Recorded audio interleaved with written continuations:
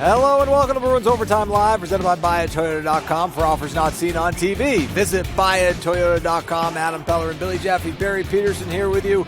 The Bruins lose 3-2 in overtime to the Blues, who return the favor after giving up a third-period lead on Tuesday night. It's the Bruins this time around that give up the third-period lead, and the Blues get the winner in overtime. Blues did what they needed to do, and actually they played well. They played better in this game, fellas, than the Bruins did.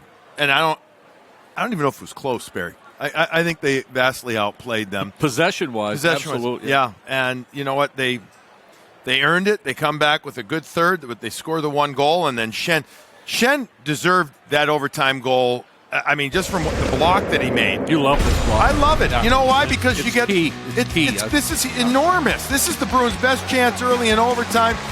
Pasternak's flying. They get into the zone. They did everything they want.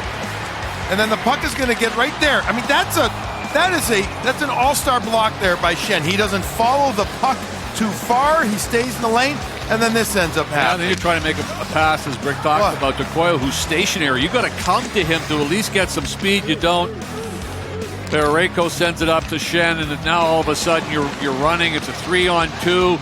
That's one right there that Korpisalo wants back. But you hate saying that, Billy, because if it wasn't for Korpisalo, they wouldn't have got to this point. I agree with you. Osterley makes a pass that he can. All right, there's a clear turnover. Overtime is completely about possession. I want to ask you about this, though. So it's 2-on-2, Barry, but look at the gap. Yep. Look at how far. So I don't know if I know, yes, you want Korpisalo to say, but I don't know if you can really blame him given how deep the guy gets in the ozone. To your point. He doesn't look at that room. He's inside the dot almost, so you're to that point. My bigger concern, Adam, is the last time we were in this building in the third period, the Bruins had 0 shots on goal. Yeah. Okay? What'd they have total? They had 17? 6 shots this third period and only 17 in the entire game. Generated no offense whatsoever. And we're talking about a St. Louis team who's down 4 of their top 6 defense. Yeah. So you had no fortune. And not to mention their top forward in Robert Thomas. Correct. So this is a game that you should be able to generate offense off. You should be able to have possession down in their zone. Bruins generated nothing. So what is it now? Sorry, what is it? They've had 18 shots, including the one in OT against Ottawa in the last, 80-something minutes here at home. Yeah, well, I mean, if you want to dig a little bit deeper in terms of the third period, a minus 10 goal differential now in the third period, which is worse than the NHL. These two teams were tied at minus 9 going in. And shot differential as well. The Bruins now minus 47 in the third period, which is second worst. Yeah, and I think to Billy's point, too, about lack of possession, that's one of the reasons why you're only able to generate one power play opportunity, too. And I'm not going to sit here and say the referee should have called any more. There were no more penalties because you were not driving to the dirty areas. You weren't moving your feet enough to have somebody have to haul you down or hook you or trip you or do something.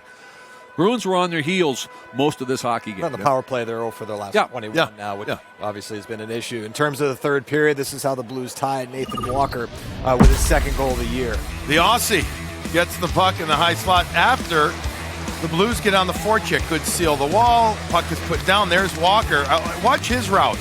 I love it. He stays above the fray. And then there's another good pinch. A 2 good pinch by the St. Louis defenseman. Faksa had known I don't know if he's trying to hit him or the first guy down low, but he ends up hitting Walker perfectly as the Bruins go on a puck-watching mission instead of picking up body. Yeah, to your point, you're going to see all Bruins. You're in a good defensive position here, Billy. You got all 5 guys back, but you're standing there looking. You got 2 guys in the corner. 3 along the wall. 3 along the wall, 1 pass being straight. Now you're starting to run. Now where do I go? I got 2 guys watching the puck.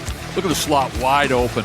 And all of a sudden, Walker just fills that slot. He's able to rip one by Korpisalo. But you have possession of the puck, and you give it away.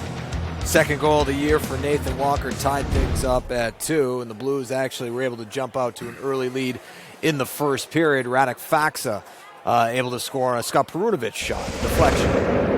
Yeah, and again, this was after the Bruins had the opportunity in the first power play, Billy, and their only power play, and failed. Here, you look at you got 1-on-2. You should be able to get this puck in this possession and reverse it and go and get moving. You don't get possession. Now what happens? Now you're moving around, shot from the point and a deflection.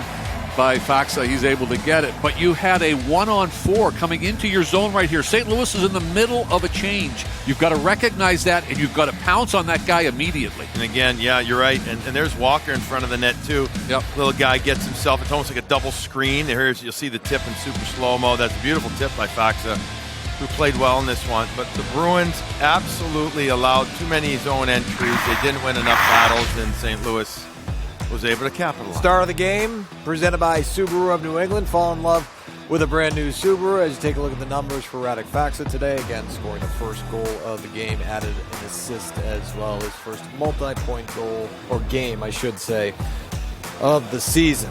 And so the Bruins lose 3-2 here in overtime, game one of their 3-game homestand.